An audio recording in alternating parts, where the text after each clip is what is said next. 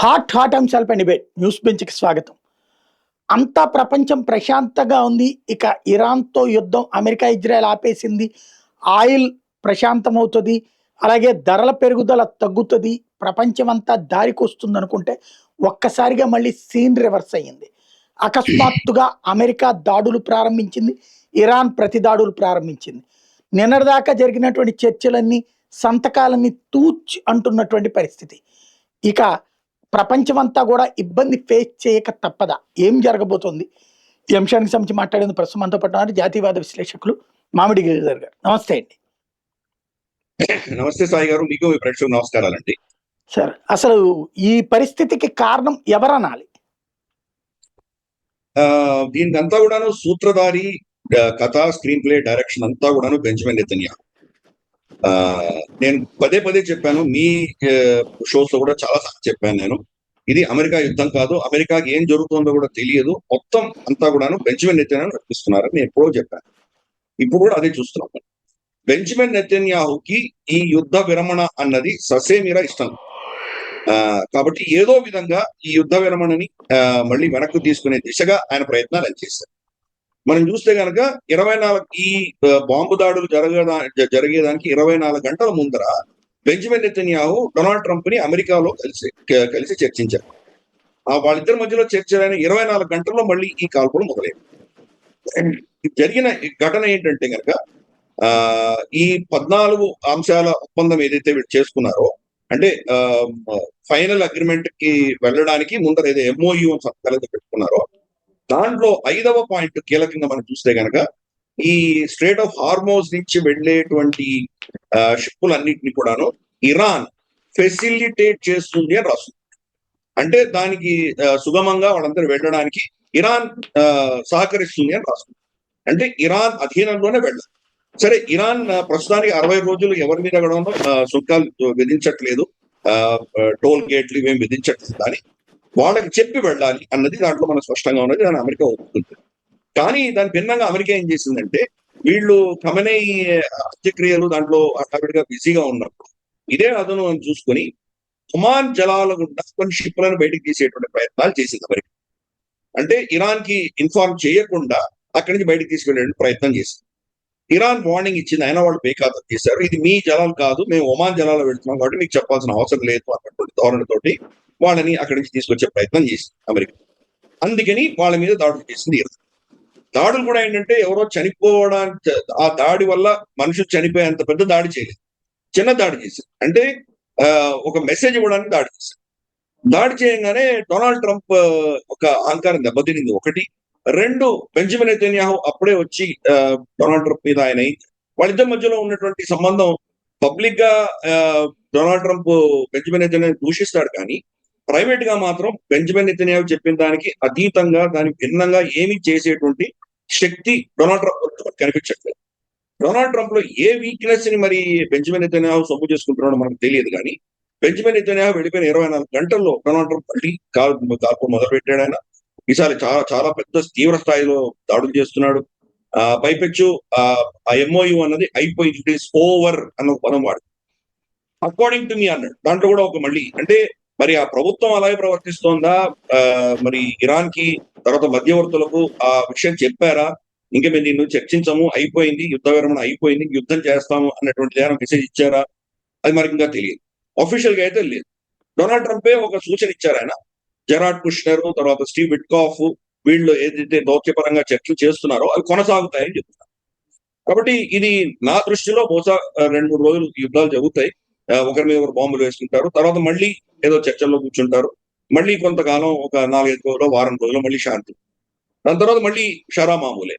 కాబట్టి ఇది నవంబర్ ఎన్నికల వరకు, మధ్యంతర ఎన్నికల వరకు అమెరికాకు, అలాగే అక్టోబర్ లో ఇజ్రాయెల్ లో ఎన్నికలు జరుగుతున్నాయి. ఈ 2 ఎన్నికలు జరిగేంత వరకు కూడాను స్టేటస్ కోనే మెయింటైన్ అవుతుంది. దీంట్లో ఎటువంటి మార్పులు పెద్దగా ఉండవు అని నా భావన. బహుశా మధ్యలో ఏదైనా కొంత కాల్పులు విరమణ చేసినట్టు చేసినా కానీ కూడా దీర్ఘకాలీనమైన శాంతి మాత్రం ఉండదు. ఎందుకంటే ఏకపక్షంగానే ఉన్నాయి 14 పాయింట్స్ కూడా ఇరాన్ కే బలం చేకూర్చే దిశగా ఉన్నాయి. కాబట్టి అమెరికాలో ఒత్తిడి విపరీతంగా పెరుగుతోంది, అలాగే మనకు ఇజ్రాయెల్ నుంచి ఒత్తిడి ఉంది. దీంతో డొనాల్డ్ ట్రంప్ కక్కలేక మింగలేక ఉన్నటువంటి పరిస్థితి. అందుకనే యుద్ధ విరమణ ఉందా అంటే ఉంది, లేదా అంటే లేదు, ఆ లెవెల్లో జరుగుతోంది ఇది. కాబట్టి చూద్దాం రాబోయే రోజుల్లో మరి ఇది ఏ దిశగా పెడుతుందో చూడాలి. ఈ రోజు జరిగినటువంటి కాల్పులు ఈ రెండు దేశాలు ఒకరి మీద ఒకటి చేసుకునే దారుల్లో ఆశ్చర్యం నాకైతే కనిపించట్లేదు. కానీ ఇరాన్ ప్రతిదాడి రెండే దేశాల మీద చేసింది. కువైత్ తర్వాత బహ్రెయిన్, ఈ రెండు దేశాల మీద చేసింది. అంటే ఆ రెండు దేశాల్లో ఉన్న అమెరికన్ స్థావరాల మీద మాత్రమే చేసింది. ఖతార్ మీద చేయలేదు, అలాగే మనకు యుఏఈ మీద చేయలేదు, అలాగే సౌదీ అరేబియా మీద చేయలేదు. కీలకంగా ఇది గమనించాలి. కానీ అమెరికా కనుక దీన్ని ఇంకా నెక్స్ట్ స్థాయికి తీసుకువెడితే బహుశా వాళ్ళ మీద కూడా దాడి చేసేటువంటి అవకాశాలు లేకపోలేదు. అమెరికా డొనాల్డ్ ట్రంప్ బెదిరిస్తున్నాడు, మీ డీసాలైనేషన్ ప్లాంట్లని, మీ పవర్ జనరేషన్ ప్లాంట్లను వీటన్నింటిని కొడతాను అని చెప్పి బెదిరిస్తున్నాడు. అదే కానీ జరిగితే కనుక అప్పుడు ఇరాన్ కూడా ఏం బెదిరిస్తోందంటే, మళ్ళీ కొన్ని సంవత్సరాల వరకు ఇక్కడి నుంచి చమురు బయటికి తీయలేనటువంటి స్థితికి తీసుకొస్తాం ఈ దేశాలన్నింటినీ బెదిరిస్తున్నాం. అంటే వీళ్ళ ఆయిల్ ప్రొడక్షన్ కెపాసిటీ మీద దెబ్బ కొట్టేటువంటి అవకాశాలు. ఎందుకంటే మనం చూస్తే కనుక రాస్తానురా ఈ ప్రాంతాలన్నీ కూడా ఏవైతే మన కువైత్ లో ఉన్నాయో, సారీ ఖతార్ లో ఉన్నాయో, అలాగే మనకు సౌదీ అరేబియాలో ఉన్నటువంటి వాళ్ళ ఈస్టర్న్ ఫీల్డ్స్ ఏవైతే ఉన్నాయో, ఇవన్నీ కూడాను ఇరాన్ కి చాలా దగ్గర. దాన్ని ఆపేటువంటి కెపాసిటీ అమెరికా గతంలో ఆపలేకపోయింది అని మనం చూసాం. కాబట్టి ఇరాన్ కూడా బెదిరిస్తోంది. కాబట్టి చూద్దాం మరి డొనాల్డ్ ట్రంప్ ఒకటి రెండు రోజులు ఇలా బాంబులు వేసి ఆపుతాడా, లేదా దీని ఇంకో కొంతకాలం కొనసాగించే పరిస్థితి చేస్తాడా మనం చూడాలి. దీని వెనకాల ఇంకొక కీలకమైన విషయం ఏంటంటే కనుక మధ్య మధ్యలో ఈ యుద్ధ విరమణ కావాలి అమెరికాకి. ఎందుకంటే చమురు కొంచెం ధర తగ్గాలి. అంత విపరీతంగా పెరిగిపోయినప్పుడు $120-110 పర్ బ్యారెల్ వెళ్ళిపోయినప్పుడు తన మీద విపరీతమైన ఒత్తిడి వచ్చింది. అదే ఆ ఒత్తిడి తగ్గించడానికి ప్రపంచమంతా తనకు వ్యతిరేకంగా ఉన్నారు కాబట్టి కొంతకాలం తగ్గించేసి మళ్ళీ యుద్ధం చేసి 4 రోజులు యుద్ధం చేసి మళ్ళీ దాన్ని మళ్ళీ చల్లబరిచే దిశగా ప్రయత్నాలు చేస్తున్నారు. దీంట్లో ఇంకా కీలకంగా మనం చూడవలసింది ఏంటంటే వాళ్ళ అస్త్రాలు లేవు. ఈ ఇరాన్ చేసే దాడు తట్టుకునేటువంటి వాళ్ళకు యాంటీ మిసైల్ బ్యాటరీస్ ఏవైతే ఉన్నాయో, పేట్రియట్ మిసైల్స్ కానీ, థాడ్లు కానీ, ఇవన్నీ కూడా ఖర్చు అయిపోయినాయి. 2-3 వారాల్లోనే యుద్ధం మొదలైన 2-3 వారాల్లో ఖర్చు అయిపోయింది. ఈ రోజు నిజంగా ఇరాన్ దాడి చేస్తుంటే వాడు తట్టుకోలేకుండా ఉంది. సరే సెంట్కామ్ అంటోంది అన్ని మేము తట్టుకోగలిగాం, చిన్న చిన్నవి ఏవో పడ్డాయి, అవి వాటి వల్ల ఏం నష్టం జరగలేదు అని చెప్పి వాళ్ళు చెప్తున్నారు. ప్రాణ నష్టం జరగలేదు, ఎందుకంటే అక్కడ సైనికులు ఎవరూ లేరు. అమెరికా స్థావరాల్లో సైనికులందరినీ తీసేశారు. మరి అంత శక్తి ఉన్నటువంటి దేశం అయితే అక్కడి నుంచి ఎందుకు తీయాల్సి వచ్చింది అనేది పెద్ద ప్రశ్న. అక్కడ సైనికులు ఎవరు లేరు, కానీ సైనిక స్థావరాలు మాత్రం బాగా ధ్వంసమయ్యాయి. అవి శాటిలైట్ పిక్చర్స్ బయటికి రాకుండా అమెరికా సెన్సర్ చేస్తోంది. ప్రైవేట్ శాటిలైట్ పిక్చర్స్ ఇచ్చేటువంటి సంస్థలు అన్నిటి మీద ఒత్తిడి తీసుకొచ్చి ఇవి బయటకు చెప్పడానికి వీలు లేదు అని చెప్పి వాళ్ళ మీద ఒత్తిడి తీసుకొచ్చారు. సో ఇది మొత్తం ఓవరాల్ గా సాయి గారు పిక్చర్ జరుగుతున్నది. కాబట్టి దీంట్లో ఆశ్చర్యపడవలసిన విషయం ఏం కాదు. ఇది దీర్ఘకాలీనంగా యుద్ధం జరగదు. మళ్ళీ 2-3 రోజుల్లో కొంత చల్లబడుతుంది. కొంతకాలం ఆగిన తర్వాత మళ్ళీ క్షరమామూలే మొదలవుతుంది. ఇది మనం చూసేటువంటి ప్యాటర్న్ ఇది. ఇక్కడ పాకిస్తాన్ మధ్యవర్తిత్వం చేసింది. ఈ ఒప్పందంలో ఉన్నటువంటి దాని మీద అక్కడ ట్రంప్, ఇక్కడ పెజెష్కియాన్ సంతకం చేశారు. అమెరికాకి తెలియకుండా సంతకం చేసినట్ట, లేకపోతే ఏమీ కాదులే అని సంతకం చేసింది? ఎందుకంటే అన్ని ఇరాన్కి అనుకూలంగా ఉన్నాయి. ఇరాన్ అయితే డామినేటెడ్ స్వరంతోనే మాట్లాడుతోంది. అమెరికా అంతటా అమెరికా భయపడి వచ్చింది తప్పించి మేం కాదు అని. సాధారణంగా ఎదవరకటి రోజుల్లో అయితే అమెరికా మనస్తత్వం అట్లాంటి దాన్ని యాక్సెప్ట్ చేయలేదు. ఇప్పుడు అమెరికా అయినా సరే సంతకం పెట్టింది. మళ్ళీ ఇప్పుడు ఈ వ్యవహారం చేస్తుంది. దాన్ని ఎలా చూడాలి? మొట్టమొదటిది పాకిస్తాన్ మధ్యవర్తిత్వం చేస్తోందనేది హాస్యాస్పదమైనటువంటి విషయం. పాకిస్తాన్ కి అంత స్తోమత లేదు. ఆల్రెడీ అసీం మునీర్ గతంలోనే వాళ్ళ దేశంలో ఇరాన్ ని సమర్థిస్తూ కొంతమంది ర్యాలీలు చేసి నినాదాలు చేసినటువంటి వాళ్లకు ఆయన ఇచ్చిన బెదిరింపు ఏంటంటే, మీకు ఇరాన్ అంత ఇరాన్ అంటే అంత ప్రేమ అయితే మీరు ఇరాన్ వెళ్ళిపోండి అని కూడా ఆయన స్టేట్మెంట్ ఇచ్చిన ఉదంతాలు మనం చూసాం. వాళ్ళు ఇరాన్ వచ్చి షియా, వీళ్ళు వచ్చి సున్నీ. పైపెచ్చు వీళ్ళు సౌదీ అరేబియాతో ఒప్పందం ఉంది పాకిస్తాన్. కాబట్టి ఇరాన్ తరఫున వాళ్ళు ఏం మాట్లాడేటువంటి పరిస్థితిలో పాకిస్తాన్ లేదు. పైపెచ్చు ఒక సంవత్సరంన్నర క్రితం వాళ్ళిద్దరు ఒకరి మీద ఒకరు బాంబులు కూడా వేసుకున్నారు. బలూచిస్తాన్ ప్రాంతం, పాకిస్తాన్ లో ఉన్న బలూచిస్తాన్ మీద ఇరాన్ దాడి చేస్తే ఇరాన్ సైడ్ ఉన్నటువంటి బలూచిస్తాన్, సిస్టాన్ బలూచిస్తాన్ అంటారు, దాని మీద పాకిస్తాన్ దాడి చేస్తుంది. కాబట్టి వాళ్ళిద్దరి మధ్యలో పెద్ద ప్రేమ ఏమీ లేదు. అమెరికా పాకిస్తాన్ ని వాడుకుంది, ఆ విషయం మనం అర్థం చేసుకోవాలి. పాకిస్తాన్ అండ్ ఇరాన్ అమెరికా మధ్యలో మధ్యవర్తి చేయడానికి ప్రపంచంలో ఏ దేశం కూడా ముందు. యూరోపియన్ దేశాలు రాలేదు, రష్యా రాలేదు, చైనా రాలేదు, భారతదేశం మనం నిరాకరించాము. ఖతార్ 27 ఫిబ్రవరి దాకా వాళ్ళు మధ్యవర్తి చేస్తే కనుక 28 వీళ్ళకి చెప్పకుండా యుద్ధం చేసిన ఉదంతం వాళ్ళు కూడా తెలుసుకోవడం, వాళ్ళు కూడా ససేమిరా అన్నారు. ఖతార్ మీద కూడా బాంబులు పడ్డాయి కాబట్టి వాళ్ళు కూడా దాని గురించి మధ్యవర్తి చేయమని చెప్పారు వాళ్ళు. కాబట్టి ఇటువంటి ఆ పరిస్థితి అంతా కూడా మనం చూస్తే కనుక అమెరికానే డైరెక్ట్ గా ఇరాన్ తో చర్చలు తీసుకుంది. ఇన్ఫాక్ట్ మనకు జేడి వ్యాన్స్ కానీ లేదా మార్కో రూబియో కానీ వీళ్ళు ఇచ్చిన స్టేట్మెంట్స్ మనం కనుక అబ్జర్వ్ చేశామంటే చాలా స్పష్టంగా చెప్పారు పాకిస్తాన్ కి ఎటువంటి పాత్ర లేదు అని చెప్పి. అందుకని తగదులమ్మ అంటూ తన సంతకం పెట్టాడు ఎవరు షెహబాజ్ షరీఫ్. కానీ ఎవరు అడగలేదు. ఈయన వర్సాస్ లో కూర్చొని డొనాల్డ్ ట్రంప్ సంతకం పెడితే పెజిష్కన్ అక్కడ సంతకం పెట్టారు. ఇద్దరు పార్టీలు సంతకాలు పెట్టేసుకున్నారు, అయిపోయింది. మధ్యలో షెహబాజ్ షరీఫ్ ఎవరు తన పాపులారిటీ కోసం తన సంతకం పెట్టుకున్నాడు కానీ దాన్ని ఎవరు పట్టించుకోలేదు. ఇన్ఫాక్ట్ జెనీవాలో వీళ్ళిద్దరు స్విట్జర్లాండ్ లో వీళ్ళు చర్చలు చేయడానికి వెళ్ళినప్పుడు అక్కడ ఖతారే ముందుగానే ఉండింది, ఖతారే అన్ని చేసింది. వీళ్ళు ఊరికే అసెంబ్లీలో షెహబాజ్ షరీఫ్ వీళ్ళకి నిలబడ్డారు. సో మనం ఈ విషయం చాలా స్పష్టంగా అర్థం చేసుకోవాలి. పాకిస్తాన్ మధ్యవర్తిత్వం చేయట్లేదు, పాకిస్తాన్ ని అమెరికా వాడుకుంది, అంతకు మించి ఇంకేం. రెండవది ఈ యొక్క 14 పాయింట్స్ కూడా అమెరికా ప్రమేయం లేకుండా అమెరికా ఒప్పుకోకుండా వాళ్ళు సంతకాలు పెట్టేస్తారా? బెటర్ కదా. ఒకవేళ పాకిస్తాన్ దాని ఇటువంటి కండిషన్స్ వాళ్ళు అమెరికా చెప్పినా కానీ కూడా అమెరికా స్వీకరిస్తుందా లేదా అమెరికా ఇష్టం కదా. వాళ్ళు సిచ్యువేషన్ అర్థం చేసుకొని సంతకం పెట్టారు. ఎందుకు పెట్టారంటే వాళ్ళకి అక్కడి నుంచి ఏదో విధంగా యుద్ధం ఆపేసి వెళ్ళిపోవాలి డొనాల్డ్ ట్రంప్ కి చాలా షార్ట్ టర్మ్ ఇంట్రెస్ట్ ఉంటుంది. దీర్ఘకాలీన యుద్ధాలు చేయడం కానీ దీర్ఘకాలీనంగా ఏదో సమస్యను ముందుకు తీసుకెళ్లేటువంటి ఓపిక లేదు ఆయనకి. కాబట్టి దీన్ని ఏదో విధంగా ఇప్పుడు ఆపేయాలి. అయిపోయింది, తప్పు చేసాం, అయిపోయింది, ఇక్కడి నుంచి వెళ్ళిపోవాలి, ఇంకా నాకు ఇంట్రెస్ట్ పోయింది అని డిసైడ్ చేసుకున్నాడు. కాబట్టి వాళ్ళు ఏం షరతులు పెట్టినా సరే ఒప్పేసుకున్న తర్వాత చూద్దాంలే. కానీ ఆ షరతులన్నీ ఇందాక నేను చెప్పినట్లు ఏకపక్షంగా ఇరాన్ పక్షంగా ఉన్నాయి కాబట్టి కొన్ని వాటిలో ఏదో ఒప్పుకున్నారు. తర్వాత మళ్ళీ 4-5 రోజుల తర్వాత అవ్వగానే మళ్ళీ వాళ్ళ మీద బాంబులు చేయడం, ఏదో ఇటువంటి పిచ్చి పనులన్నీ చేస్తున్నాడు డొనాల్డ్ ట్రంప్. గతంలో కూడా 12 రోజుల క్రితం కూడా ఈ ఎంఓఈ సంతకం అయినటువంటి 2-3 రోజుల్లోనే మళ్ళీ ఒకరి మీద ఒకరు బాంబులు వేసుకున్నారు. అప్పుడు కూడా మనం చూస్తే కానీ ఇదే పంత మనకు ఒమాన్ జలాల గుండా వీళ్ళ షిప్ తీసేటువంటి ప్రయత్నం డొనాల్డ్ ట్రంప్ చేశారు. అప్పుడు వాడు వార్నింగ్ ఇచ్చి వాడు అక్కడ కూడా షూట్ చేశారు. కాబట్టి డొనాల్డ్ ట్రంప్ ఏంటంటే ఏదో లీవర్స్ కావాలి ఇరాన్ ని తల వంచడానికి, రేపు చర్చల్లో ఇరాన్ మీద ఒత్తిడి తీసుకురావడానికి. ఇప్పుడు డొనాల్డ్ ట్రంప్ దగ్గర ఏమీ లేవు, అస్త్రాలే లేవు. బాంబింగ్ ఎంత చేసినా వాడు పట్టించుకోవట్లేదు. ఇంకొక 100 మంది వాళ్ళ నేతృత్వాన్ని చెప్పినా వాడు పట్టించుకోవట్లేదు.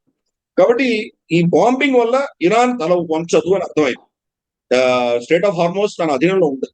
ఏం చేయొచ్చు, ఒమాన్ ని వాడుకుని ఒమాన్ జలాల గుండా మనం తీసుకొచ్చామంటే కనుక అప్పుడు ఇరాన్ ని ఇష్టం ఏం చేసినా అక్కర్లేదు, స్టేట్ ఆఫ్ హార్మోస్ నేను తెరిపించేసుకున్నాను చూడు అని చెప్పి చెప్పుకోవచ్చు. కాబట్టి ఆ ప్రయత్నం చేశారు. కాబట్టి ఈ రోజు ఇరాన్ వాళ్ళకు ఉన్నటువంటి బ్రహ్మాస్త్రం ఏదైతే ఉందో హార్మోస్ జలసంధిని వాళ్ళు దిగ్బంధనం చేసేటువంటి బ్రహ్మాస్త్రాన్ని వాళ్ళు వదులుకోవడానికి సిద్ధంగా లేరు. అక్కడ వాళ్ళకు వ్యతిరేకంగా వాళ్ళకి తెలియకుండా దొంగతనంగా అక్కడ ఏమైనా చేస్తే కనుక వాళ్ళు ఇమ్మీడియట్ గా యాక్షన్ తీసుకుంటారు. ఇది అక్కడ జరుగుతుంది. కాబట్టి ఈ చర్చలు ఇలాగే సాగుతాయి. ఇప్పటిప్పట్లో దీని ఏం కొలిక్కి రాదు. ఇజ్రాయెల్ కూడా అదే కోరుకుంటోంది. వాళ్ళు ఎన్నికలైనంత వరకు కనీసం ఇది కొనసాగేటువంటి పరిస్థితులే మనం చూస్తున్నాము. ఇంకా ఇప్పుడు జూలైలో ఉన్నాము, ఇంకా ఆగస్టు, సెప్టెంబర్, అక్టోబర్, ఇంకో 3-4 నెలలు ఇలాగే కొనసాగుతుంది. ఒక రోజు కొట్టుకుంటారు, ఒక రోజు శాంతి ఉంటుంది, అంత ఇంకేం ఉండదు. ఇక్కడ తాజాగా చేసిన దాంట్లో అంటే భారతదేశం మొన్ననే చాబహార్ కి సంబంధించి ఫైనల్ అయ్యింది, ఇక ప్రాబ్లమే లేదు, రైలు లైన్ కూడా పెడుతున్నారు అంటే ఇప్పుడు అక్కడ ఇన్ఫ్రాస్ట్రక్చర్ మీద కూడా దాడి చేశారన్నటువంటి తాజాగా చెప్తున్నారు. దీన్ని ఎలా చూడాలి? తప్పకుండా అమెరికా భారతదేశం చూడట్లేదు కదా, అది ఇరాన్ అసెట్స్ చూస్తాం కదా. కాబట్టి వాళ్ళు చేసేది వాళ్ళు చేస్తారు. ఎందుకంటే ఇవన్నీ కూడాను మనకు టెల్ అవీవ్ నుంచి డిక్టేషన్స్ వస్తున్నాయి, జెరూసలేం నుంచి డిక్టేషన్స్ వస్తున్నాయి. కాబట్టి వాళ్ళ ఇన్ఫ్రాస్ట్రక్చర్ ని, వాళ్ళ కెపాసిటీని గణనీయంగా క్షీణించాలి. వాళ్ళని ఓడించలేకపోవచ్చు. కానీ ఇరాన్ మళ్ళీ ఇజ్రాయెల్ మీద దాడి చేయగలిగిన శక్తి కనీసం అంటే వచ్చే 10 సంవత్సరాల్లో వాళ్ళకి శక్తి లేకుండా చేయాలి అన్నది ఒక ప్రయత్నం బెంజమిన్ నెతన్యాహు చేస్తున్నారు. ఒక ప్రయత్నం చేశారు. ఖమేనీని చంపేస్తే కనుక ప్రజలందరూ తిరగబడతారు, దానివల్ల అక్కడ ప్రభుత్వం మార్పిడి వస్తుంది. కొత్త ప్రభుత్వం ఏదైతే ఉందో మనకు రజా షా పహల్వి కొడుకు ఎవరైతే ఉన్నారో అతన్ని అక్కడ పెట్టి ఒక కీలుబొమ్మలా పెట్టి వీడు వెనక నుంచి చక్రం తిప్పుతామని అనుకున్నారు. అది ఫ్లాప్ అయింది. ఇప్పుడు వాళ్ళ ఉద్దేశం అంతా ఏంటంటే వీళ్ళ శక్తిని ఎంత క్షీణించగలం, వీళ్ళ కెపాసిటీ ఎంత క్షీణించగలం, అదే దాని మీద ఫోకస్ పెట్టారు. కాబట్టి వాళ్ళ అసెట్స్ అన్ని కూడా, వాళ్ళకు ఉన్న ఇన్ఫ్రాస్ట్రక్చర్ అంతా కూడా ఏ శక్తితోటి వాళ్ళు స్టేట్ ఆఫ్ హార్మోస్ ఆపగలుగుతున్నారో దాన్ని కూడా క్షీణించే దిశగా రాబోయేటువంటి 3 నెలల్లో ఈ బొంబార్డ్మెంట్స్ ఇలాగే జరుగుతూ ఉంటాయి.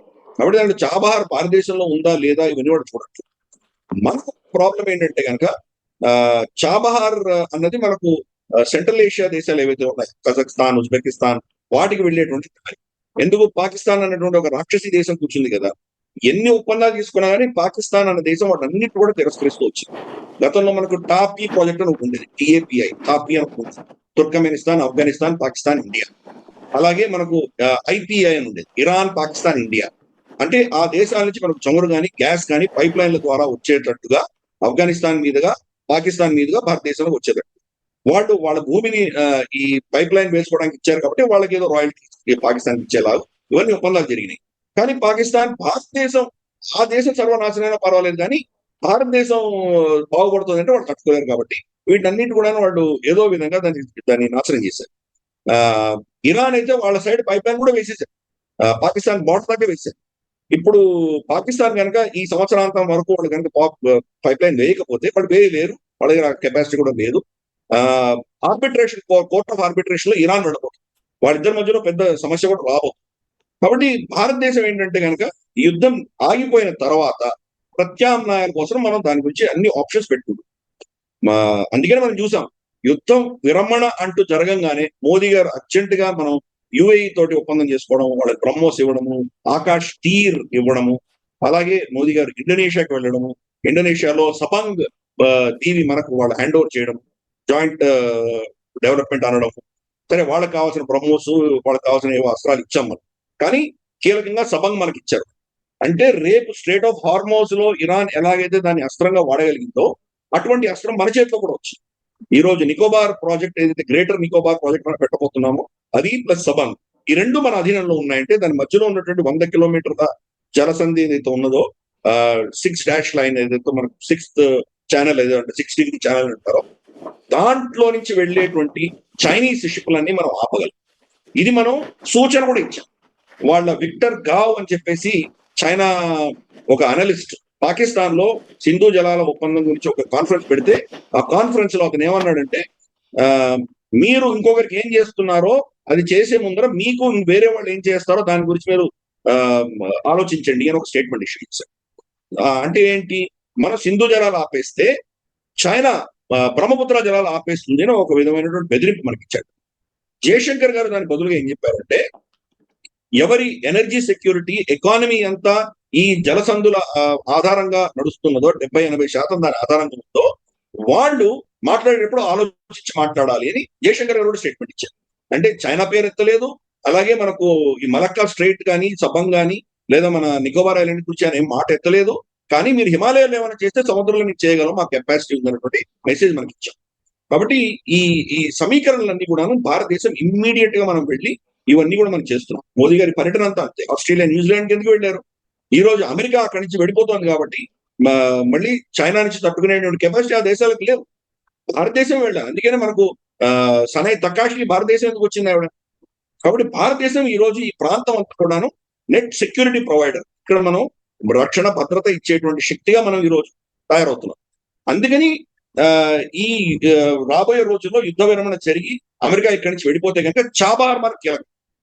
ఎలాగైతే మనకు చైనా మన చుట్టూ ముట్టి మన చుట్టూతున్న అన్ని కూడాను వాళ్ళు పోర్ట్లు పెట్టుకున్నారో, పాకిస్తాన్ లో బోర్డర్ పెట్టుకున్నారు, శ్రీలంకలో హంబత్ తోట పెట్టుకున్నారు, అలాగే మనకు జిబోటిలో వాళ్ళకు ఒక నేవల్ బేసే ఉంది వాళ్ళకు, మనకు అలాగే చిట్టోగ్రామ్ బంగ్లాదేశ్ లో వాళ్ళు తీసుకునే ప్రయత్నం చేస్తున్నారు. మనల్ని ఎలా అయితే వాళ్ళు చుట్టుముట్టేటువంటి ప్రయత్నం చేస్తున్నారో మనము తక్కువేం తినలేదు, మనం కూడా ఇటువంటి ప్రయత్నాలు చాలా ఉధృతంగా చేస్తున్నాం. మన ఒమాన్ లో డుకాం పోర్ట్ మన అధీనంలో ఉంది. అలాగే సీషెల్స్, మోదీ గారు సీషెల్స్ ఎందుకు వచ్చారు? చిన్న దీవి, తిప్పి కొడితే కానీ 15 లక్షల అంత లేరు. కుక్కట్పల్లిలో 3వ వంతు ఉంది అది. అటువంటి చిన్న దీవికి 3 రోజులు ఎందుకు వచ్చారు? ఇది కీలకం.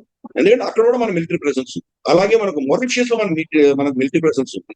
అక్కడి నుంచి సబ్మరీన్ హంటర్స్, మనది బోయింగ్ P-138 అని చెప్పేసి ఉంది, అవి తిరుగుతుంటాయి, గస్తీలు తిరుగుతుంటాయి హిందూ మహాసాగరము, బే ఆఫ్ బెంగాల్, అరేబియన్ సీలో తిరిగి అక్కడ వచ్చే సబ్మరీన్స్ అన్ని కూడా పసిగట్టేటువంటి ఆ విమానాలు అక్కడ పెట్టుకున్నాం, మారిషియస్ లో పెట్టుకున్నాం. కొలంబో పోర్ట్ లో సగం మనకి ఇచ్చారు, శ్రీలంక మనకి ఇచ్చింది. హంబన్తోట పోర్ట్ చైనాకి హస్తగతం చేసిన హంబన్తోట ఎయిర్పోర్ట్ మన అధీనంలో. అలాగే సిట్వే పోర్ట్ మనకు మియన్మార్ లో మన అధీనంలో. ఇప్పుడు సబాంగ్ మనకు వచ్చింది. కాబట్టి మనం తక్కువేం తెలియదు, మనం కూడా కౌంటర్ చేసే దిశగా ప్రయత్నం చేస్తున్నాం. దాంట్లో భాగంగా మనకు చాబహార్ అనేది కూడా కీలకం. ఈ రోజు యుద్ధం అయిపోతుంది, ఎందుకంటే డొనాల్డ్ ట్రంప్ ఎక్కువ కాలం యుద్ధం చేయలేడు, అంత దూరం వచ్చి నిన్ని రోజులు యుద్ధం చేయలేడు. ప్లస్ అక్కడ లోకల్ గా ఉన్నటువంటి దేశాల నుంచే ఒత్తిడి పెరగడం మొదలు పెడుతుంది. మొట్టమొదటి చూసాం యుఏ ఏం చేసింది, అమెరికా అస్త్రాలను పక్కన పెట్టి భారతదేశం దగ్గరికి ఎందుకు వచ్చింది అంటే అమెరికా మీద నమ్మకం పోతోంది వాళ్ళకి. చైనా దగ్గర నుంచి కొనలేరు, రష్యా ఇచ్చేటువంటి పరిస్థితుల్లో లేదు. కాబట్టి భారతదేశం అనేది ఇప్పుడు చాలా కీలకమైన పాత్ర పోషించబోతుంది. ఈ రోజు మనం చూస్తే కనుక అమెరికా మిత్ర దేశాలన్నిటికీ మనం ప్రపోజ్ ఇస్తాం. ఫిలిప్పైన్స్ కి ఇచ్చాం, ఫిలిప్పైన్స్ లో అమెరికా స్థావరాలు ఉన్నాయి.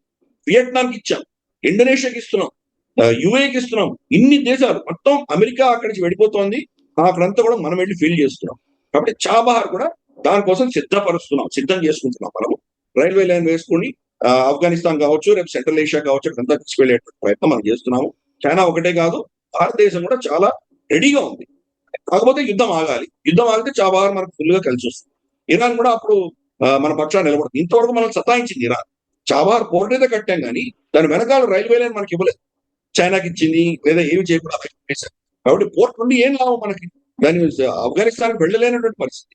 ఒక 40-50 కిలోమీటర్లు అక్కడ ప్రాజెక్టు వాళ్ళు పర్మిషన్ ఇవ్వలేదు, ఇప్పుడు ఇస్తున్నారు. కాబట్టి ఇవన్నీ కూడా ఏంటంటే యుద్ధం జరుగుతాయి. ఈ యుద్ధాలు ఎన్ని జరిగినా కానీ ప్రత్యామ్నాయాలు పెట్టుకుంటాం, మనం ప్రత్యామ్నాయాలు వస్తాయి. అలాగే India, middle east, Europe corridor కూడా మనం G20 సమ్మిట్ లో, భారతదేశంలో జరిగిన G20 సమ్మిట్ లో మనం దాన్ని ఒప్పందాలు చేసుకున్నాం మనం. సరే, ఈ యుద్ధం ఎవరో ఎక్స్పెక్ట్ చేయలేదు. డొనాల్డ్ ట్రంప్ బెంజమిన్ నెతన్యాహు మాట విని అనవసరంగా యుద్ధంలో దిగాడు. కాబట్టి ఇది ఎంతో కాలం జరిగేటువంటి యుద్ధం కొనసాగేటువంటి పరిస్థితి లేదు. తప్పకుండా నవంబర్ తర్వాత మాత్రం ఇది ఆగిపోవాల్సిందే. అతను గెలిచినా ఓడిపోయినా ఆగిపోవాల్సిందే. ఓడిపోతే ఎలాగో అతని మీద ఇంపీచ్మెంట్ ప్రొసీడింగ్స్ వస్తాయి. గెలిస్తే కనుక ఎలాగో గెలిచిపోయాడు కాబట్టి దీని మీద ఇంట్రెస్ట్ పోతుంది, వేరే దాని మీద ఎక్కడో వెళ్తాడు. గ్రీన్లాండ్ అంటున్నాడు ఆల్రెడీ, లేదా క్యూబా అంటాడు. కాబట్టి దీన్ని వదిలేసేటువంటి పరిస్థితి వస్తుంది. కాబట్టి దానికి మనం సిద్ధంగా చాబహార్ కావాల్సినటువంటి అప్రూవల్స్ అనేది తెచ్చుకు రెడీ కూర్చున్నాం. తాజాగా ట్రంప్ మరొకసారి పాత పాటే పాడాడు. భారత్ పాకిస్తాన్ యుద్ధం ఆపాను, యుద్ధంతో కలిపి 8 యుద్ధాలు ఆపాను నేను అంటాడు. పక్కన రష్యా ఉక్రెయిన్ యుద్ధం నడుస్తుంది, వాళ్ళ యుద్ధమే నడుస్తుంది. భారత్ పాకిస్తాన్ యుద్ధం మాత్రమే ప్రపంచంలో ఆగి కనబడుతుంది. ఇంకా ఏ యుద్ధాలు ఆపినట్టు ఆయన మళ్ళీ అదే పదం ఎందుకు వాడుతున్నట్టు? అది సరే, ఇప్పుడు ఆయన మాగా సపోర్టర్స్ బేస్ ఎవరైతే ఉన్నారో వాళ్ళకు చాలా చాలా చాలా గొప్ప వ్యక్తి. అతను చేసినటువంటి చారిత్రకమైనటువంటి ఒప్పందాలన్నీ కూడాను గతంలో ఏ ప్రెసిడెంట్ చేయలేకపోయినటువంటి విషయాలను తను చేశాడని ఒక ప్రగల్భాలు పలుకున్నాడు కదా. కాబట్టి అది పదే పదే చెప్పడం అనేది మనం చూస్తున్నాం. ఒక అబద్ధం 100 సార్లు చెప్తే సత్యం అయిపోతుంది. కాబట్టి ఆ ప్రయత్నం చేస్తున్నాడు, అంతకు మించి ఇంకేమీ లేదు. దానికి పొత్తాసు పలుకుతూ పాకిస్తాన్ కూడా నిలబడింది. కాబట్టి మీరు లేకపోతే కనుక న్యూక్లియర్ యుద్ధం అయి ఉండేది అంటూ వాడు కూడా మొదలు పెట్టారు. కాబట్టి దాన్ని అతను సొమ్ము చేసుకుంటున్నాడు. కానీ వాళ్ళ పెంటగన్కి తెలుసు, వాళ్ళ థింక్ ట్యాంక్స్ కి తెలుసు, ఆ దేశంలో ఉన్న నిపుణులకు అందరికీ తెలుసు నిజంగా ఆపరేషన్ సింధూర్లో ఏం జరిగింది, ఎవరు దీన్ని ఆపారు, ఎందుకు ఈ యుద్ధం ఆగిపోయింది, ఈ విషయాలన్నీ కూడా వాళ్ళకి తెలుసు, స్పష్టంగా తెలుసు. ఇన్ఫాక్ట్ చెప్పాలంటే కనుక చైనా కూడా క్లెయిమ్ చేసింది, మేమే యుద్ధం ఆపామని వాళ్ళు చెప్పారు. యాక్చువల్ గా చైనానే ఆపింది, అమెరికా ఆపలేదు. కానీ తను క్రెడిట్ తీసుకునేటువంటి ప్రయత్నం చేస్తున్నాడు. ప్రపంచంలో ఏదైనా కానీ తనే చేస్తున్నట్టు, తన అధీనంలో చెప్పుకుంటున్నాడు. కాబట్టి అతని అహంకారం, దాన్ని ఎవరు ఆపలేరు. భారతదేశం చాలా చాలా చాలా స్పష్టంగా చెప్పారు. మనం పార్లమెంట్ సాక్షిగా మోదీ గారు చెప్పారు, మన స్పోక్స్ పర్సన్ చాలా సార్లు చెప్పారు, జయశంకర్ గారు చాలా సార్లు చెప్పారు. 22 ఏప్రిల్ పహల్గాం ఘటన జరిగిన రోజు సంతాపం ప్రకటిస్తూ డొనాల్డ్ ట్రంప్ మోదీ గారికి ఫోన్ చేస్తే, తర్వాత ఆపరేషన్ సింధూర్ అంతా అయిపోయిన నెలన్నర జూన్ లో ఎప్పుడో మోదీ గారు కెనడాకి G7 సమ్మిట్ కి వెడుతున్నప్పుడు అప్పుడు ఆయన ఫోన్ చేసినటువంటి ఉదంతం, మధ్యలో ఆయన డొనాల్డ్ ట్రంప్ కి ఫోన్ రాలేదు అని ఆన్ రికార్డ్ మనం చెప్పాం. కాబట్టి ఆయన ప్రమేయం లేదు అని చాలా చాలా స్పష్టంగా మనం చెప్పాం. కాబట్టి విజ్ఞులైనటువంటి వాళ్ళందరూ కూడా అర్థం చేసుకోగలరు. యూరోప్ అంతా అర్థం చేసుకుంటారు. యూరోప్ తెలుసు, యూరోప్ లో కూడా ప్రతి దేశాధినేతను ఎలా అవమానిస్తున్నాడో వాళ్ళు కూడా చూస్తున్నారు. ఈవెన్ తన సొంత రైట్ వింగ్ పార్టీలో, అంటే తనను సమర్థించేటువంటి రైట్ వింగర్ జార్జియా మెలోనీని ఎంత హేళనగా మాట్లాడుతున్నాడో చూస్తున్నాం. కాబట్టి కేఆర్ స్టార్మన్ ఎలా అవహేళనగా మాట్లాడుతున్నాడు, మన తర్వాత మర్జిన్ ఎట్లా మాట్లాడుతున్నాడు. కాబట్టి వీళ్ళందరూ కూడాను వాళ్ళకి అర్థమవుతుంది. డొనాల్డ్ ట్రంప్ చెప్పే దాంట్లో సత్యాసత్యాలు కూడా స్పష్టంగా అర్థమవుతున్నాయి. కాబట్టి అది మనకు పెద్ద ఇష్యూనే కాదు. అది డొనాల్డ్ ట్రంప్ ఎంత చెప్పినా కానీ ఆ దేశంలోనే చాలా మంది ఇప్పుడు పుస్తకాలు రాయబోతున్నారు, చాలా డీటెయిల్డ్ గా రీసెర్చ్ చేసి రాయబోతున్నారు. డొనాల్డ్ ట్రంప్ ఎక్స్పోజ్ అవుతాడు. మనం ఆల్రెడీ అఫీషియల్ గా చెప్పాము, రేపు అక్కడి నుంచే వస్తే శంకర్లో పోస్తేనే తీర్థం అన్నట్లు అందరూ ప్రపంచంలో చూడవచ్చు. అంటే చైనా ఆపడం ఎలా సాధ్యమైంది దీంట్లో యుద్ధం? చైనా శాటిలైట్స్ అన్ని కూడాను గస్తీ తిరిగాయి. అవన్నీ కూడాను మన దేశం మీద ఓరియంటేషన్ పెట్టినాయి. మన S-400 ఎక్కడ ఉన్నాయో అని పసిగట్టి ఆ కోఆర్డినేట్స్ అన్ని కూడా పాకిస్తాన్ కి లైవ్ ఫీడ్ ఇచ్చింది చైనా. వాళ్ళ శాటిలైట్స్ పైన తిరుగుతున్నాయని మనకు తెలిసి S-400లని పాకిస్తానీ కౌంటర్ అటాక్ తప్పించుకొని మనం చాలా చాకచక్యంగా చైనీస్ శాటిలైట్ మోసం చేశాం. కానీ కొంత మనం అటాక్ చేస్తున్నటువంటి దాంట్లో కొంత వాళ్ళకి లైవ్ ఫీడ్ వస్తుంది కాబట్టి ఒక పర్టికులర్ అటాక్ కామ్రా అని చెప్పేసి ఒక పాకిస్తాన్ లో కామ్రాలో వాళ్ళది ఏరోనాటికల్ ఇండస్ట్రీ చైనాలో తయారు చేసినటువంటి చైనా యొక్క టెక్నాలజీ తోటి ఇక్కడ అసెంబుల్ చేస్తున్నటువంటి చైనీస్ ఫైటర్ జెట్స్ ఇక్కడ పాకిస్తాన్ లో అసెంబుల్ అవుతాయి. వాటిని JF-10C కావచ్చు, JF-17 కావచ్చు, 2 విమానాలు. చైనా ఏం చేస్తుందంటే చైనా పేరు చెప్పి బయట అమ్మితే కనుక వాళ్ళకి చాలా ఇబ్బందులు వస్తాయి కాబట్టి పాకిస్తాన్ లో తయారైంది అని చెప్పి వాళ్ళు అమ్మేటువంటి ప్రయత్నాలు చేస్తున్నారు. మన లిబియాలో అమ్మే ప్రయత్నం చేశారు, మనం చూసాము. అలాగే మనకు మియాన్మార్ కి అమ్మారు, అజర్బైజాన్ కి అమ్ముతున్నారు. ఇవన్నీ కూడా పాకిస్తాన్ నుంచి అమ్మకాలు జరుగుతాయి. ప్రొడక్షన్ కెపాసిటీ పాకిస్తాన్ లో పెట్టారు. మన విమానాలు భోపాల్ నుంచి మధ్య భారతదేశం నుంచి అవి టేక్ ఆఫ్ అయ్యి ఇవన్నీ కూడా ఒక ప్యాకేజ్ గా కామ్రా ఏరోనాటికల్ ఇండస్ట్రీని షూట్ డౌన్ చేయడానికి వెళుతున్నట్టు చైనాకి ఇన్ఫర్మేషన్ వచ్చింది. ఇన్ఫర్మేషన్ రాగానే పాకిస్తాన్ చెప్పారు. ఇప్పుడు వెళ్ళి పాకిస్తాన్ కాళ్ళ మీద, భారతదేశం కాళ్ళ మీద పడి యుద్ధం ఆపు లేకపోతే నీకు ఈ ఫ్యాక్టరీ ఉండదు అని పాకిస్తాన్ బెదిరించేసరికి పాకిస్తాన్ మన DGA military operations DGMO phone చేసి మాకు తెలుసు మీరు మమ్మల్ని అటాక్ చేయడానికి వస్తున్నారు, మా దగ్గర డిఫెన్సెస్ లేవు, మా దగ్గర ఎయిర్ డిఫెన్సెస్ అన్ని కూడా మీరు కొట్టేశారు కాబట్టి మాకు తెలుసు మీరు కొడితే కనుక మేము తట్టుకోలేము కాబట్టి మేము రిక్వెస్ట్ చేస్తున్నాం మీరు ఆపండి అని అడిగి అప్పుడు ప్యాకేజ్ ఆకాశంలో ఉన్న వాటిని మనం వెనక్కి మళ్ళీ పిలిచాము.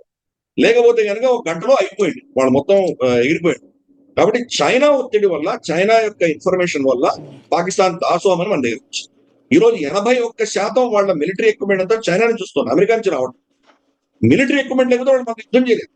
కాబట్టి ఆ మిలిటరీ ఎక్విప్మెంట్ ప్రొడక్షన్ సైడ్ మనం కొట్టబోతున్నాం అంటే వాళ్ళ పరిస్థితి ఏమవుతుంది? ఇంకొక రోజు కనుక యుద్ధం కొనసాగుంటే కనుక పాకిస్తాన్ కనీసం అంటే ఒక 20 ఏళ్ళు వెనక్కి వెళ్ళిపోయింది. ఇప్పటికే చాలా వెనక్కి వెళ్ళిపోయింది, ఇంకా వెళ్ళేది. అది చైనాకు అర్థం చేసుకొని చైనా వాళ్ళ మీద ఒత్తిడి తీసుకొచ్చాక అప్పుడు దీన్ని ఆ ప్రవణత జరిగింది.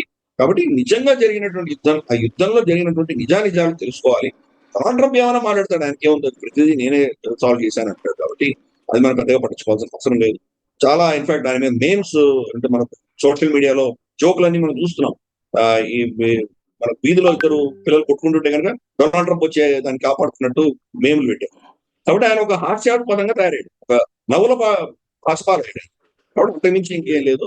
విజ్ఞులైనటువంటి వాళ్ళు, సబ్జెక్ట్ తెలిసినటువంటి వాళ్ళకు వాళ్ళందరికీ తెలుసు భారతదేశం యొక్క ధాటికి వాళ్ళు తట్టుకోలేక, చైనా కూడా తట్టుకోలేక, చైనా కూడా చాలా నష్టపోతుందని తెలిసి వాళ్ళు దాసోహం. అందుకని అప్పుడు ఈ యుద్ధం ఆగింది, కానీ లేకపోతే ఇది ఆగేది కాదు. చాలా నష్టాలు వచ్చింది. ఫైనల్ గా ఒకటి చెప్పండి, పాక్ ఆక్యుపైడ్ జమ్మూ కాశ్మీర్ లో ఈ యాజిటేషన్ 9th డేట్ అనౌన్స్ చేశారు, ఏదో జరగబోతుందని. ఇవాళ కాల్పులు కూడా జరిగినాయి. ఆ ఉద్యమం వెనక్కి పోతుందా? వాళ్ళేమో భారత్ని సాయం అడుగుతున్నారు, భారత్ ఏమో సాయం చేయట్లేదు, కానీ భారత్ హస్తంతోనే ఇది జరుగుతుందనో పక్కన పాకిస్తాన్ ఆరోపిస్తోంది. అది ఎలా ముగియబోతోంది? అంటే పాకిస్తాన్ లో చీమ చుట్టుకున్నా భారతదేశమే చేసింది అంటారు. భారతదేశము మనకు హిందూ, యహూదీ ఆర్ హనూయి ఏదో చెప్తారు. అంటే అమెరికా, ఇజ్రాయెల్, భారతదేశం వీళ్ళు ముగ్గురు కలిసే వాళ్ళని చేస్తున్నారు అంటారు. మరి 1,00,000 మంది రా ఏజెంట్లు వీధుల్లోకి వచ్చారంటే కనుక వాళ్ళ ఐఎస్ఐ ఏం చేస్తున్నట్టు? అంటే వాళ్ళ నెరటివ్ ఎలా ఉందో మనం అర్థం చేసుకోవచ్చు. అక్కడ బలూచిస్తాన్ లో కొడుతున్నారు, ఖైబర్ పఖ్తూన్ఖ్వాలో కొడుతున్నారు, ఇక్కడ దెబ్బలు తగ్గుతున్నాయి. ఇన్ని దగ్గర దెబ్బలు తగ్గుతున్నా అన్ని భారతదేశం చేస్తోంది అంటే కనుక వాళ్ళ ప్రజలు కూడా నమ్మడానికి సిద్ధంగా పైపెచ్చు గత 70-80 ఏళ్లుగా భారతదేశానికి వ్యతిరేకంగా కశ్మీరీలు అని చెప్పుకునేటువంటి వాళ్ళు ఎవరైతే మన ఎంబసీలు మనకు యూకేలో కానీ, యుఎస్ఏలో కానీ, ఇతరత్ర యూరోప్ లో ఉన్నటువంటి ఎంబసీలు కానీ ప్రపంచవ్యాప్తంగా ధర్నాలు చేసేటువంటి వాళ్ళు, మనకు వ్యతిరేకంగా నినాదాలు చేసి కాన్ఫరెన్సులు పెట్టి ఇవన్నీ చేసే వాళ్ళు ఎవరైతే ఉన్నారో వాళ్ళు ఈ రోజు పాకిస్తాన్ ఎంబసీ ముందర ధర్నాలు చేస్తారు. కొన్ని వేల సంఖ్యలో ఈ రోజు లండన్ లో చూసాం. వాళ్ళందరూ కూడా పాకిస్తాన్ ఎంబసీ ముందుకు వచ్చి ధర్నాలు చేస్తున్నారు. వీళ్ళే 80 ఏళ్ల వరకు మనకు వ్యతిరేకంగా నిలబడ్డాం. కాబట్టి మరి 80 ఏళ్లుగా ఉన్నటువంటి ఆ విషయం సడన్ గా భారతదేశమే వాళ్ళని భారతదేశం పట్ల తిప్పుకోగలిగిందంటే కనుక పాకిస్తాన్ ఎంత ఫెయిల్యూర్ అయిందో వాళ్ళు ఒప్పుకోవాలి. ఇది అర్థం చేసుకోవాలి. వాడు చేసిన తప్పిదాల వల్ల వీళ్ళు నిలబడ్డారు అన్నది వాళ్ళు తప్పించి దాన్ని వాళ్ళు ఒప్పుకోవడానికి సిద్ధంగా లేదు కాబట్టి పాకిస్తాన్ ఈరోజు ఆ పరిస్థితిలో. రెండవ విషయం, అక్కడ అజిటేషన్ జరుగుతోంది, కానీ వాళ్ళు ఎవరు కూడా భారతదేశంలో విలీనం అవుతాను అనలేదే, భారతదేశం సహాయం కోరలేదు. వాళ్ళు ఎవరిని కోరారు? శ్రీనగర్, తర్వాత పూంచ్, అవి కూడా మా రియాసత్తే, అంటే మా ప్రాంతాలే, జమ్మూ కాశ్మీర్ ప్రాంతాలే, అక్కడి నుంచి మేము సాయం తీసుకుంటాం. అంటే ఆ విషయం మన దేశంలో కూడా వాళ్ళు ఇక్కడ పంపించేటువంటి ప్రయత్నం చేస్తున్నారా? వేర్పాటువాదం అన్నది, మాకు ఆజాదీ కావాలి అన్నది, మీరు కూడా భారతదేశం నుంచి బయటకు వచ్చేయండి, మేము పాకిస్తాన్ నుంచి బయటకు వస్తాము, మన ఇద్దరం కలిసి ఒక స్వతంత్ర జమ్మూ కాశ్మీర్ పెట్టుకుందాం అనేటువంటి ఆలోచనతో వాళ్ళు ప్రవర్తిస్తున్నారు. అందుకనే భారత ప్రభుత్వం దానికి స్పందించలేదు. ఒక చాలా కీలకమైన విషయం ఏంటంటే, మరి జమ్మూలో కావచ్చు, కాశ్మీర్లో కావచ్చు, ఒక్క ర్యాలీ అయినా మనం చూసామా వాళ్ళని సమర్థిస్తూ? వాళ్ళ పక్షాన్ని నిలబడి ఎవరైనా వచ్చి నిలబడ్డారు? నా మిత్రుడు ఒక అతను ఉన్నాడు, జావేద్ బేగ్ అని ఒక అతను ఉన్నాడు, అతను షియా. అతను ఆయన స్వయంగా ఒక పోస్టర్ పెట్టి పిఓజేకేలో జరుగుతున్నటువంటి ఈ అల్లర్లకు వాళ్ళని, అంటే ఎవరైతే నష్టపోతున్నారో, కష్టపడుతున్నారో వాళ్ళని సమర్థిస్తూ ఒక బ్యానర్ పెట్టుకొని ఒక ఫోటో తీసి సోషల్ మీడియాలో పెట్టి ఒక వ్యక్తి చేశాడు. కానీ ఇక్కడ ఉన్నటువంటి మిర్వైజ్ అహ్మద్ ఫరూక్లు ఏం చేస్తున్నారు? ఇక్కడ ఉన్నటువంటి పీడీపీలు ఏం చేస్తున్నాయి? ఆవిడేమో అక్కడ ఇరాన్ లో పోయి అక్కడ ఖమేనీ దగ్గర సంతాపం ప్రకటించడానికి వెళ్ళింది, కానీ మరి సొంత కాశ్మీర్ అని చెప్పుకుంటున్నటువంటి, పాకిస్తాన్ లో విలీనం అవ్వాలని చెప్పుకుంటున్నటువంటి భావజాలం ఉన్నటువంటి వాళ్ళందరూ కూడా ఈరోజు వాళ్ళని సమర్థిస్తూ ఎందుకు నిలబడుతుంది? అంటే అర్థం చేసుకోవచ్చు, రెండు వర్గాలు ఉన్నాయి. ఒకటి పాకిస్తాన్ వత్తాసు పలికేటువంటి వర్గం, పాకిస్తాన్ వత్తాసు పలికేటువంటి వర్గం మన దగ్గర ఎవరైతే ఉన్నారో వాళ్ళు పాకిస్తాన్ ప్రభుత్వానికి వ్యతిరేకంగా వీళ్ళకి సమర్థన ఎలా ఇవ్వరు.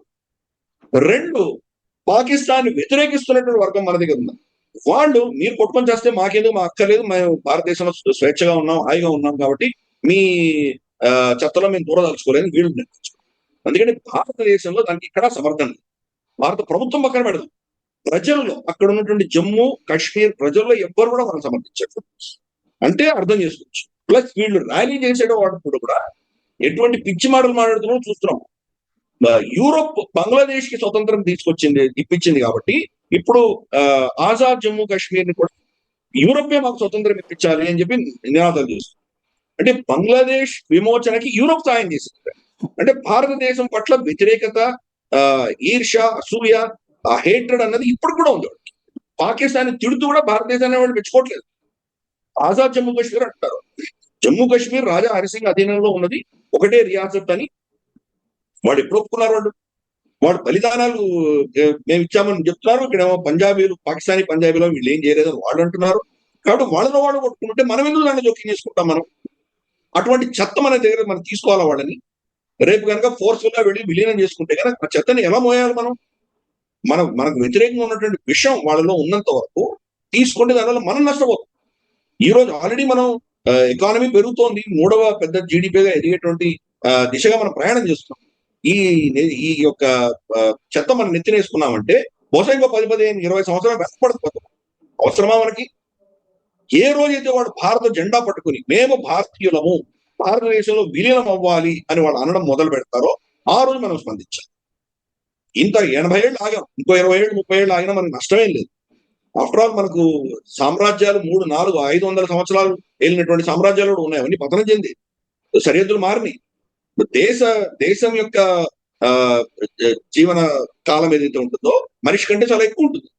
మొఘలులు 300 సంవత్సరాలు ఏమో పాలించారు, బ్రిటిష్ 150 సంవత్సరాలు పాలించారు. ఆఫ్టర్ ఆల్ ఇంకా 70-80 ఏళ్ళు అయింది బ్రిటిష్ వాళ్ళు వెళ్ళిపోయి. కాబట్టి 20 సంవత్సరాలు 30 సంవత్సరాలు పెద్ద విషయం కాదు. మనకు ఆ అదునైన సమయంలో ఎప్పుడు పరిస్థితులు చక్కబడతాయో, ఎప్పుడు అక్కడ ఉన్నటువంటి విషయం తగ్గుతుందో అప్పుడు దాన్ని మనం వెనక్కి తీసుకునేటువంటి అవకాశాలు వస్తాయి. ఇప్పుడు లేదు. ఇప్పుడు వాళ్ళు మొదటిసారి దెబ్బతిన్నారు. వాళ్ళు పాకిస్తాన్ కి వ్యతిరేకత ఉంది, కానీ భారతదేశం పట్ల ప్రేమ లేదు వాళ్ళకి. ఇప్పటికి కూడా హిందూ హేట్రెడ్ అనేది భారతదేశానికి పట్ల ఉన్నటువంటి ఆ విషయం అన్నది ఇంకా పోలేదు. కాబట్టి మనం అటువంటి తొందరపాటు చర్యలు మనం చెయ్యము. మనం ఇటువంటి ఏదైనా చర్య చేశామంటే ఆ దేశంలో అందరూ కలిసిపోతారు. మళ్ళీ ఈ రోజు విభేదాలు ఏవైతే ఉన్నాయో, ఆ దేశంలో అంతర్కలహాలు ఏవైతే ఉన్నాయో అవి భారతదేశంతో యుద్ధం వచ్చేసరికి మనకు పంచాధికం శతం అని చెప్పేసి మనకు సామెత ఉంది కదా. కాబట్టి బాహ్య శత్రువు వచ్చినప్పుడు వాళ్ళు తెలిసిపోతారు. అటువంటి అవకాశం మనం పాకిస్తాన్కి పోకూడదు. కాబట్టి మనం అబ్జర్వ్ చేస్తాము, వాచ్ చేస్తాము. అది పాకిస్తాన్ సమర్థిస్తున్నటువంటి వాళ్ళే చేస్తున్నారు అక్కడ. కాబట్టి వాళ్ళంతా అయ్యి వాళ్ళకి బుద్ధి వచ్చిన రోజు అప్పుడు right. Thank you very much అండి. ఇది పరిస్థితి. ప్రపంచంలో ప్రస్తుతం జరుగుతున్న 2 కీలక పరిణామాలు, అందులో భారత్ పాత్ర, భారత్కి సంబంధించిన ఇబ్బంది ఎలా భవిష్యత్తు ఉంటుందన్నది చూద్దాం.